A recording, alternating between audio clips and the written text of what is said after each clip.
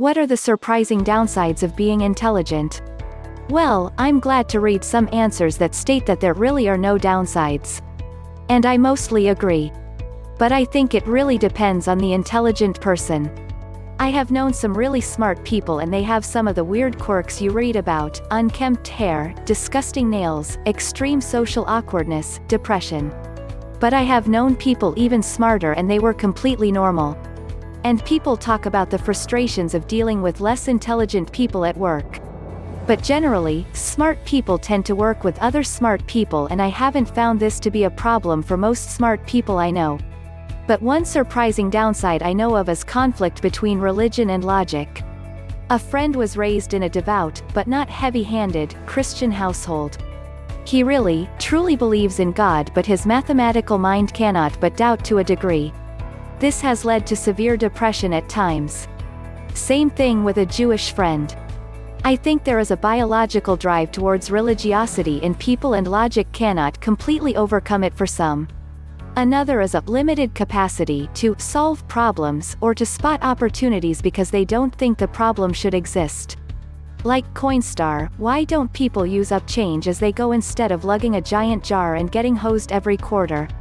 It's a form of failing to relate to others. There is, I think, a sweet spot of smart but not too smart so that you can relate to the preferences and concerns of people at large. Those are the most successful smart people as a group. But I think overall, all things being equal, there isn't much downside as long as you're not given to loneliness, because it is more difficult for really smart people to find like-minded people once they're out of an academic setting. And I think it's more difficult for really smart women because they have a higher tendency to need an intellectual equal in a mate. But mature intelligent people come to accept life, all the stupidity, pettiness, self-destructive behavior. So they won't let that wear them down. On the other hand, I think they have a capacity for greater happiness and contentment because they also have a greater capacity to appreciate the beauty and wonder of mankind's finest creations, whether literature, music, scientific discovery or philosophy. And they have a greater capacity to do good in the world, if they choose. So smart people just have to let go of futility. Being as much creative when it comes to negative downward spirals of thoughts. At least, I've seen that happen many times. I've read about it in legit resources, and well, I also experienced this dynamic myself to some extent. I've read some article written by psychologists that said intelligent people were usually not as flexible with therapeutical templates than other people. Also, when these people are more enlightened, it's more difficult for them to trust interventions that they might deem as limited or shallow. It truly is a curse sometimes. Some people are intelligent enough to understand their own condition better than any other credited professional would. And they eventually get stuck with the feeling that they can't get help when they actually need it. Or some of them might be stubbornly nihilistic, which is not a better option. I've met people for all criteria I've mentioned, and no, they weren't mistaking their intelligence with NPD.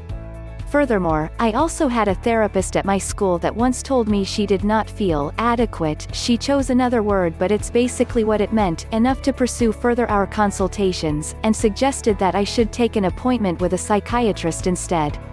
I've had many people around me who would ask me if I had Asperger's syndrome, though I never did go for an actual diagnosis because I don't personally believe I need to be granted some kind of tag for my atypical neurologic profile, if I have one.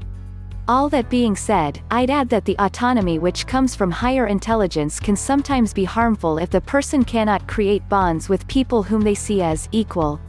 Sometimes, another brilliant mind to have an honest, passionate conversation with is more efficient than an hour spent at the psychologist's office.